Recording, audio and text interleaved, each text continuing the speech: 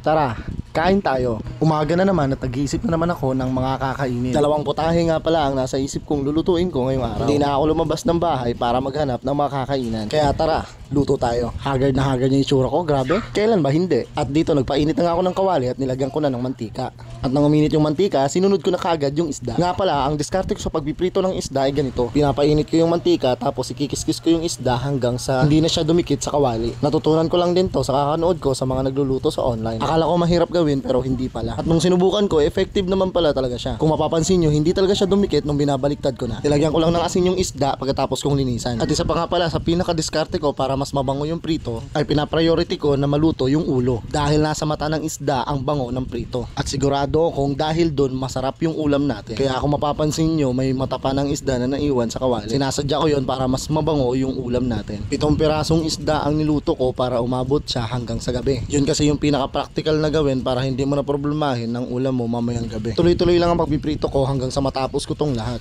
At ito yung second batch na niluluto kong isda. Mabilisan lang yung video natin kasi nakakainip kapag tinatagalan. At nung maluto na nga ito ay hinangon ko na din agad at pagkatapos naghanda na kagad ako ng susunod kong isasalang. Mahilig po talaga ako magluto kaya wag po kayong magtataka kung bakit tumataba po ako. Bata pa lang kasi inaral ko na kung paano magluto mag-isa. Ang hirap kasi kapag wala sila mama, nakadepende pa rin ako sa kanila. At ito na nga, inangon ko na nga yung pinakahuli nating isda na niluto. Nga pala, mas gusto ko sa prito yung malambot yung laman at tostado yung balat. At nung matapos na nga akong magprito ng isda, sinunod ko na nga pala yung paghihiwa ng sibuyas. Katamtamang laki lang para makakain pa natin siya. At pagkatapos ay sinunod ko naman dito yung siling labuyo. Tamang laki lang din para makakain din natin yung siling labuyo. Mas gusto ko kasi sa sauce yung may konting sipa ng anghang. Grabe, hindi pa ako natatapos mag voice over, nagugutom na naman ako. Naiisip ko kasi yung sarap ng mga niluluto ko kanina. Ay nako, kaya tumataba ako eh. O siya, at pagkatapos nga ay nilagay ko na yung toyo at nilagyan ko na din to ng asukal. Pampabalanse ng lasa at sinunod ko na agad yung sili. At pagkatapos ay sinunod ko na kaagad yung sibuyas, pampatanggal ng malas. At hinalo-halo ko to para mag-combine yung lasa. At pagkatapos ay sinunod ko na kaagad yung kalamansi para mas masarap. At ang inilagay kong kalamansi dito ay 3. Alam niyo kung bakit?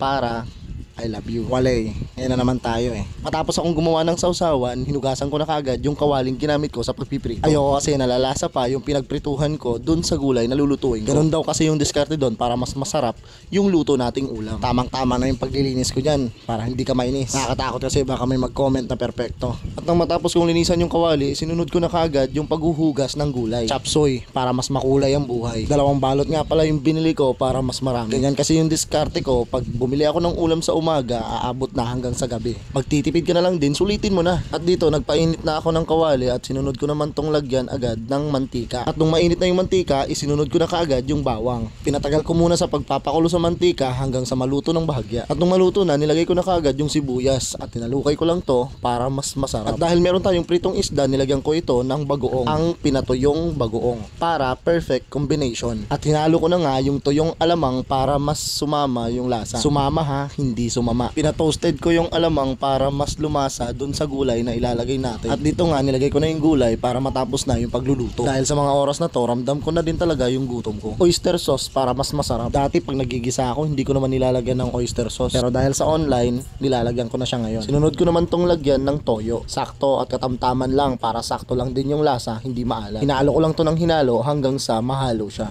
Para yung mga ingredients na nasa ilalim mapunta sa ibabaw. Dinagdagan ko to ng konting tubig para naman kahit papano may kakaunting sabaw. Sakto na ang lasa, sasahugan ko pa ng paminta para pag kinain mo, ganadong ganado ka. Sa lasa hindi ka mabibitin, sa asukal mo balansihin. Pag nailagay mo na yung mga pampalasa, halukain mo lang ng maigi para hindi lang masarap, pampapogi rin. Nga pala, pag nagluluto ako ng chop suey, hindi ko na pinalalagkit yung sabaw. Itlog ko lang, sapat na. 2 para siguradong sagana. Hindi ito yung typical na chop suey na niluluto ng mga yayamanin. Hindi ko na kailangan pagarbuhin. Ako lang naman ang kakain. Nung nilagay ko nga yung 2 itlog ko, binati ko lang ito sa loob ng kawali. Pampapogi ng sabaw, pampasarap ng lasa. Hinalo ko lang ng hinalo para matapos na. 12 na kasi, tapos yung almusal ko wala pa. Di naman ako nagmamadali, pero yung nasa loob ng tiyan ko parang galit na. Pinakulo ko lang to saglit, tapos ito na. Mas gusto ko nga pala sa chop suey yung crunchy pa yung gulay. Hindi ko nilaga ng sobra para yung lasang gusto ko makuha ko pa. At ito na nga yung pinakapaborito kong part sa pagluluto, ang tikiman time. Nagkamali pa ako sa pagtikim ko dito dahil nahulog pa yung iba at nakakapagsisi lang dahil yung tinikman ko siya, napakainit pala talaga. Literal na wala kang masasabi pag natikman mo na. Dahil sa init niya, yung mata ko maluha-luha pa. Di na ako makapag-antay. Tara, kain tayo. O paano, hanggang dito na lang po muna. Maraming salamat sa panunood.